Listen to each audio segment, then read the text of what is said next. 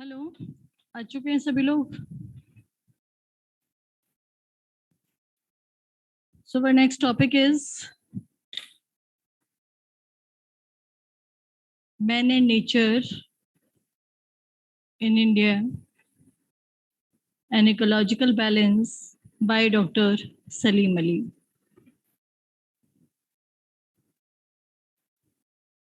PDF is already there with you.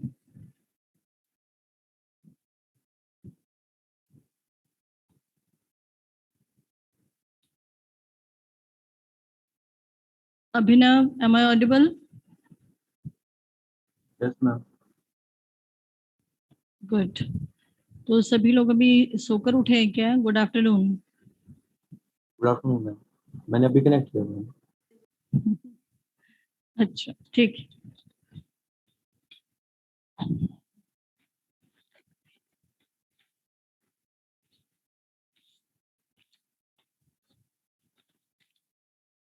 Okay.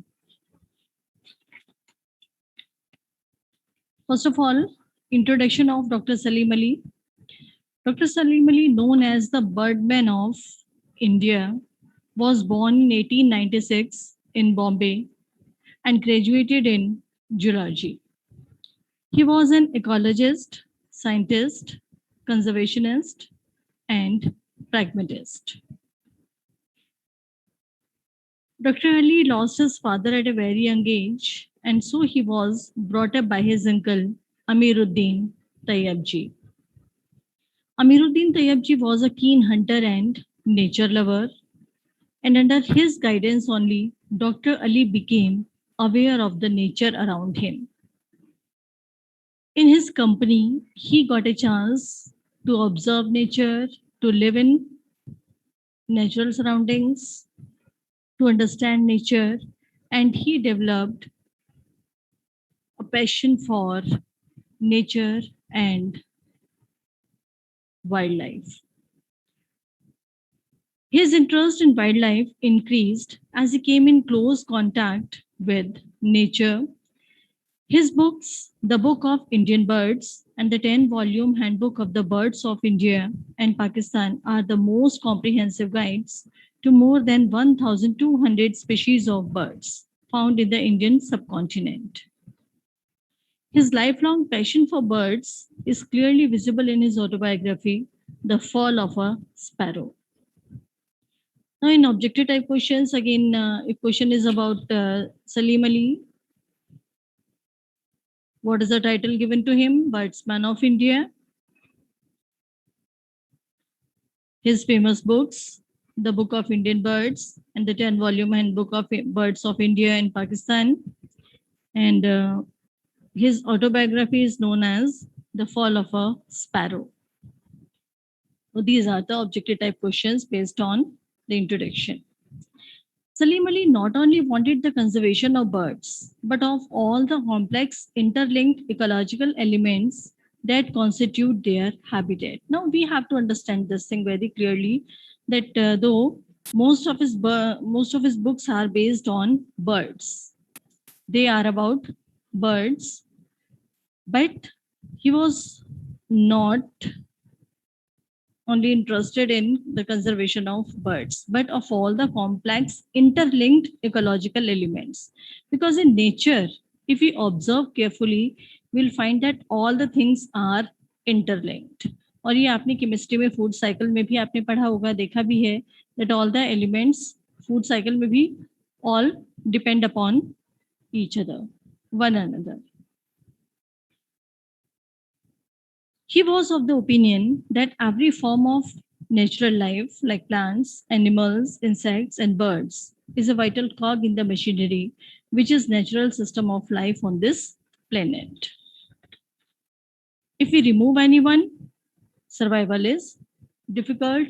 If we remove some of these, survival is not possible. He said that nature's resources should never be depleted, and no one had the right to cause irreversible damage to any species of natural area.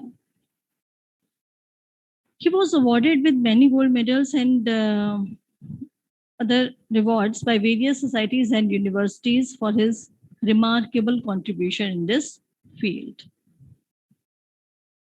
Now about his chapter.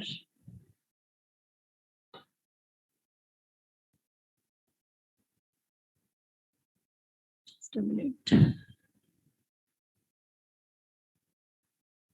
In the beginning of the chapter, he expresses his feelings of satisfaction towards the growing awareness of Indians in the preservation of wildlife. He says, it is a matter of some satisfaction to all of us interested in the conservation of nature that there is now, at last, a growing awareness and interest in India in the preservation of wildlife and wild places. That at least some people have become interested in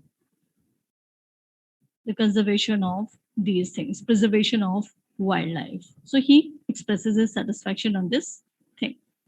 What is now required is the understanding of the fact that human ecology is an integral part of nature conservation, and all who take a view of life on earth must realize that man's future cannot be considered separately from that of other life.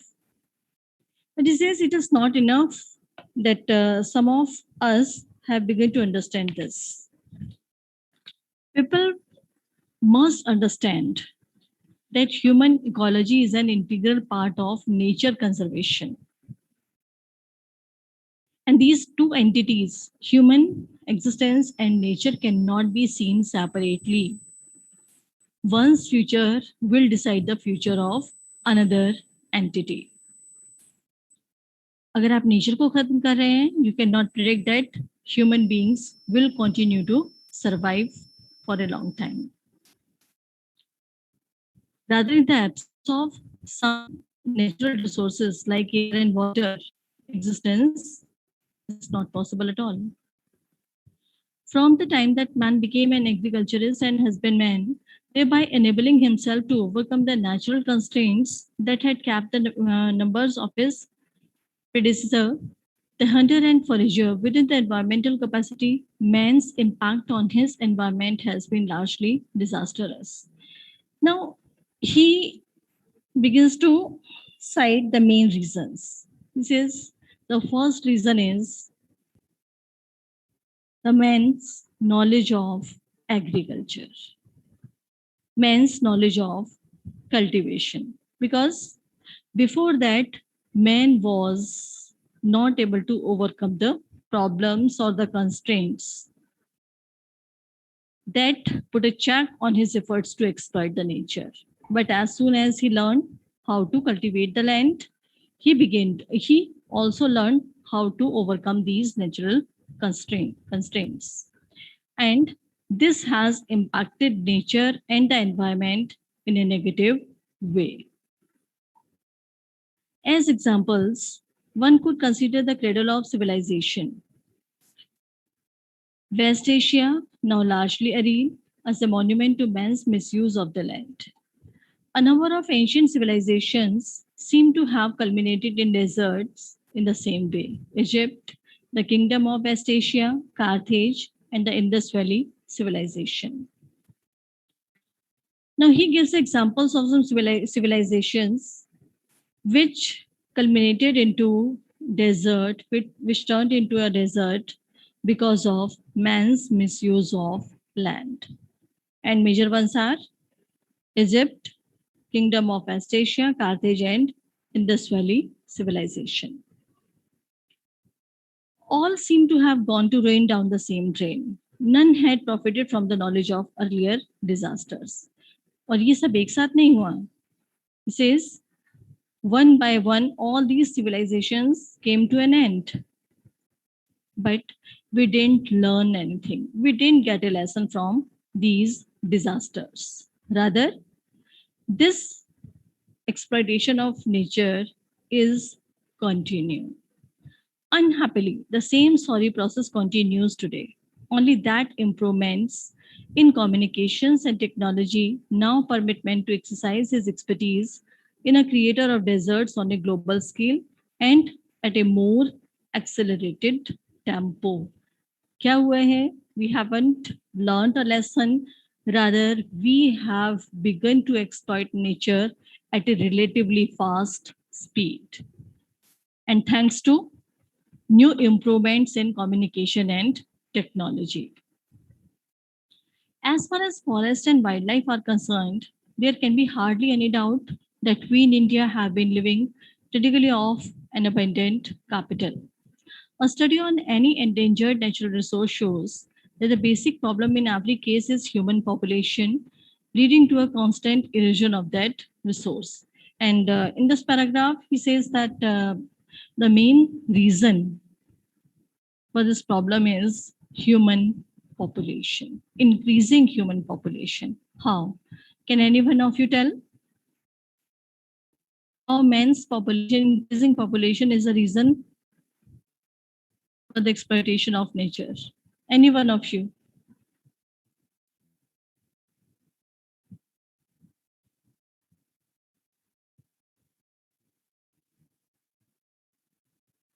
Aditya?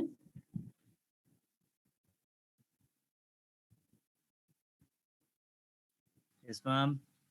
Yes, Aditya. Can you explain how human population is the reason for exploitation of nature? The population is rising day by the day, but the Hmm. natural resources are that much only. That is why we have more competition and we exploit the nature as much as we can to make a good living. What can be the solution to it? Anurag or Abhinav?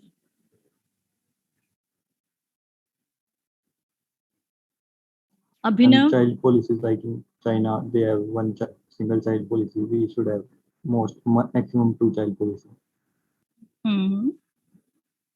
Okay, Ma'am, sustainable development. good. Okay. I'm using the resources wisely and avoid the exploitation of resources. Yes. Using resources reasonably, logically, and in the right manner. I'm rightly. recycling the stuff that can be recycled. Yes. Very good. Okay. In an article in the Journal of the Bombay Natural History Society, M.S. Randhawa provides historical evidence to prove that in the last 2000 years, there has been a progressive desiccation of northern India. As an example, he cites the changes that have occurred in the Mathura region of Uttar Pradesh. So, Dr. Ali, quotes the example of Mathura region of Uttar Pradesh, quoted by Mr. M.S. Randhawa in the Journal of the Bombay Natural History Society.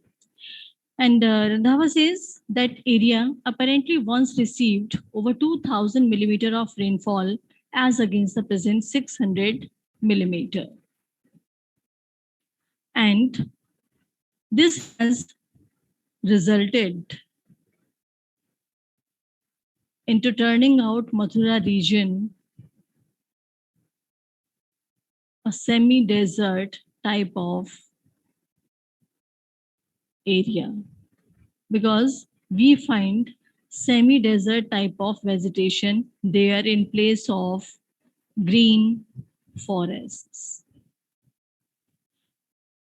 The loss in the productivity of the land and the consequent degradation of the environment is nowhere more clearly shown than in the history of some of our endangered species of wildlife. Since we can easily see the impact of this exploitation and degradation in the environment when we consider the endangered species of wildlife. The distribution of the great Indian rhinoceros sufficiently illustrates this point. This ponderous animal, now restricted to the swampy riverine forest of a few centuries in Assam, West Bengal, and Nepal, was found in historic times from Peshawar, where the Mughal Emperor Humayun hunted it, eastward across the Gangetic Plain to Assam, जो पूरे एक तरीके से waste Bengal से लेके आसाम तक पूरा फैला हुआ था. Now its existence is limited. It is confined to swampy forests of Assam, West Bengal, and Nepal only. Another example he gives is that of pin-headed duck. Pin-headed duck that has become extinct as its habitat was also lost. Reason again, misuse of land, or the men occupied more and more land for the cultivation and other things. And this particular bird used to nest on the ground among reeds and not up in tree holes like our other resident ducks. क्योंकि जमीन नहीं उसके लिए बची, so this bird lost its habitat and became extinct. It disappeared. Another example he gives of is that of lion. The distribution of the lion in this country is perhaps further evidence of the result of man-made environmental changes. अब यहाँ पर दूसरा impact आता है, cutting off forest. Reason is cutting off forest. As no more forests were left in a particular area, the lions of that particular region became extinct. वो खत्म ही हो गए वहां से उस particular area में. And day by day, the number of lions decreased.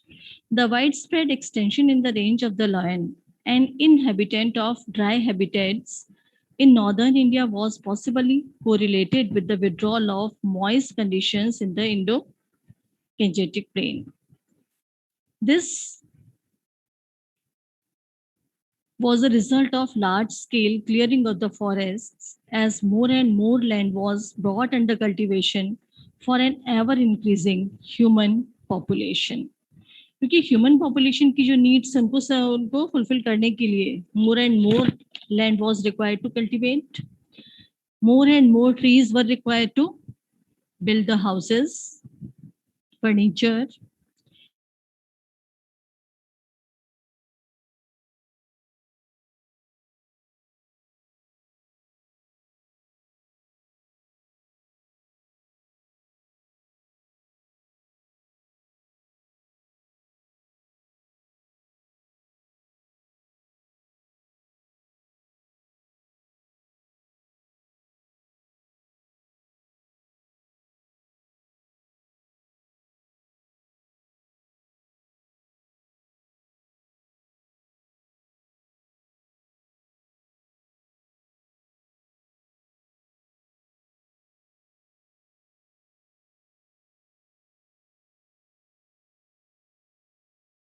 Recording stopped.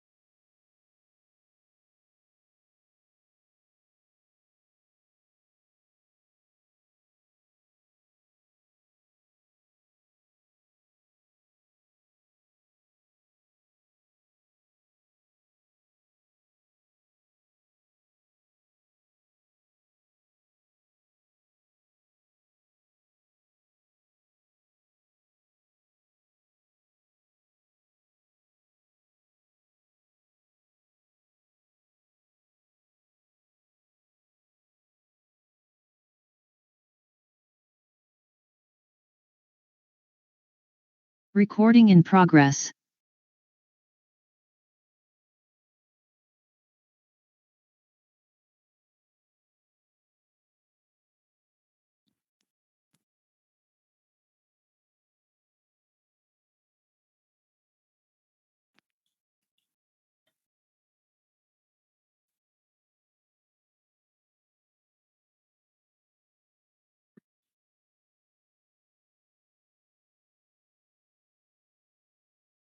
Okay.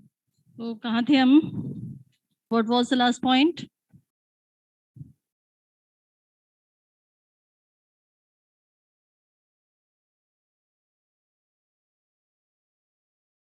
What was the last point?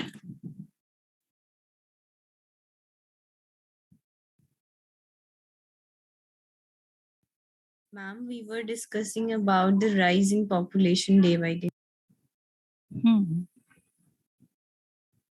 Good.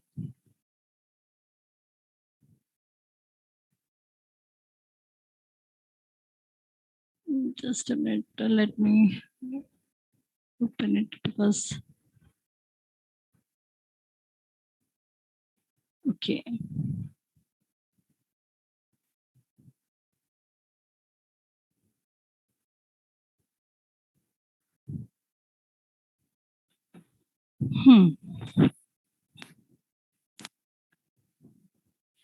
So he says that the main reason for the disappearance or rarity of most of our wildlife is the habitat destruction. It is indeed a tragic situation. There is not enough land for all the land hungry, and much of the land that is now being cleared under population pressure, some of its magnificent primeval evergreen forest will surely be abandoned in a permanently ruined state. Another martyr to human irresponsibility. It would appear that what is really needed is not more land for cultivation, but better utilization of the land that is already under cultivation. Since ये बहुत tragic situation है that we are occupying more and more land for our survival, thus ignoring nature and wildlife. And without these two things, nature and wildlife, our own existence is at stake. Now, at this point of time, he suggests that we should understand this thing that we don't need any more land for cultivation. Rather, we should adopt the ways for better utilization of the land that is already under cultivation.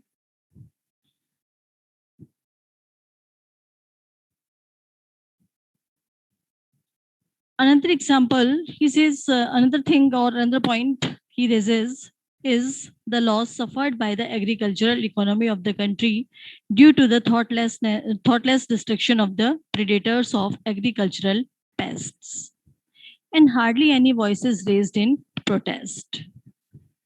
The reptile skin trade, running into hundreds of tons annually, happily banned at last, effectively removed the snakes and lizards, which are amongst the most stringent natural checks on rats and other rodent crop pests.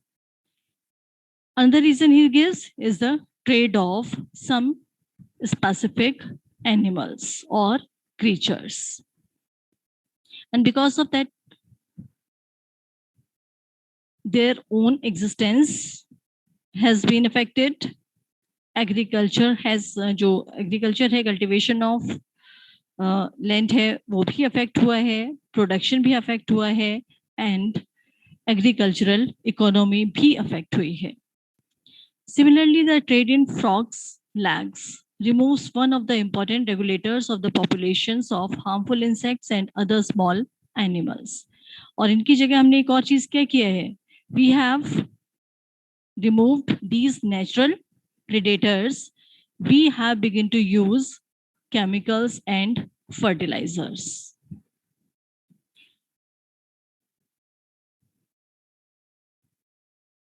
Next, he says, let me come to the point. Next part.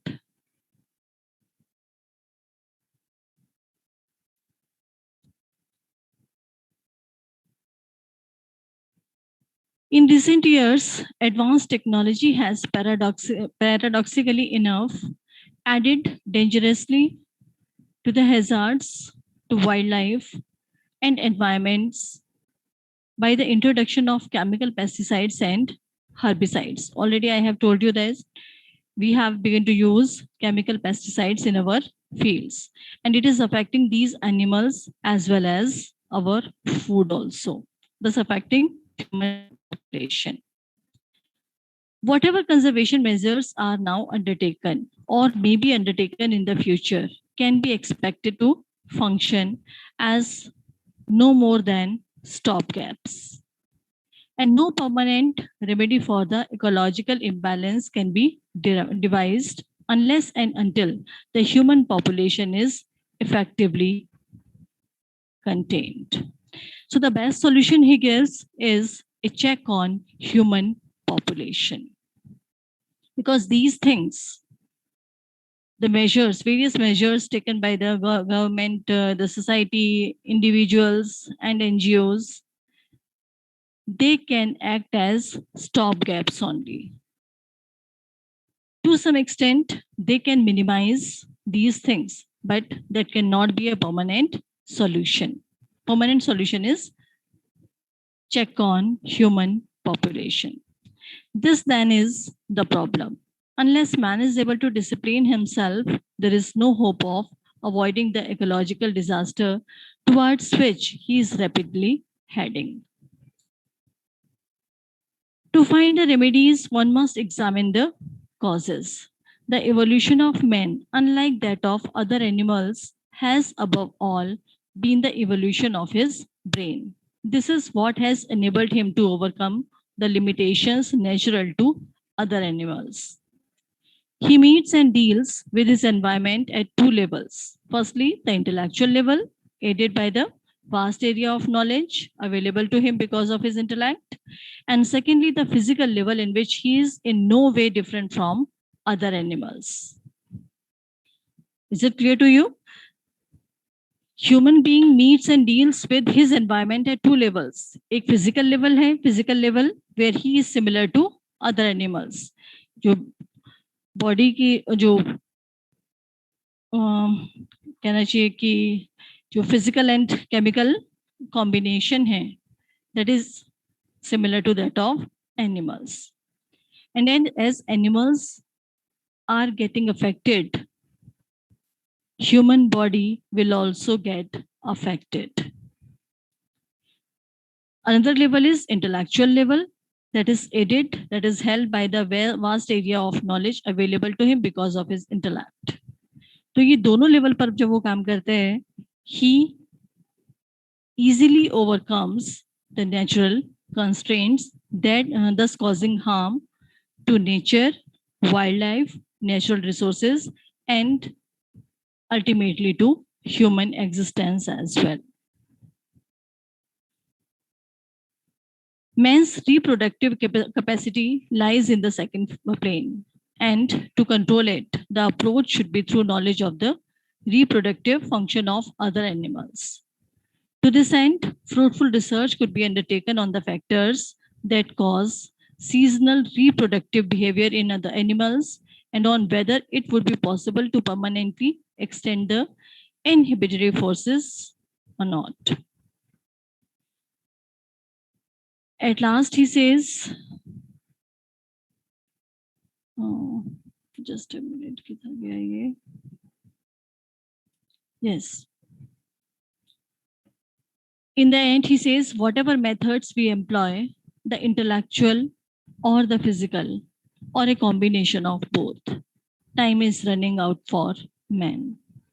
He must realize that his body, like that of other animals, is subject to narrow physical and chemical constraints, and that however intellectually versatile he may be, he could become a victim of ecological disaster just as any other animal if he refuses to pay heed to the warnings of a misused natural system working under fixed natural laws. क्यों कहते हैं हमारे पास जो natural laws है वो बिल्कुल fixed हैं, and because of that men finds the ways, the loopholes to go through it and to exploit nature. To us in India, especially, this is the writing on the wall. Says men should learn to save nature and wildlife for his own existence.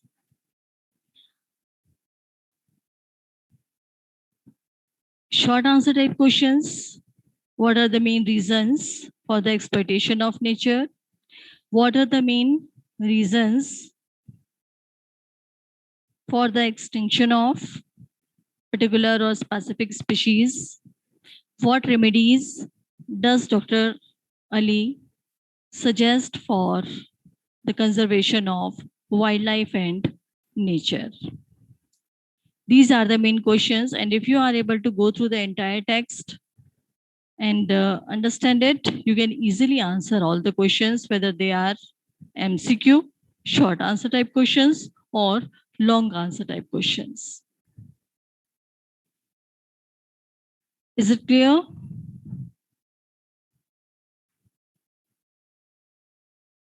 Yes, Yes, ma'am. ma'am. Yes, ma'am. Okay. Any question from your side?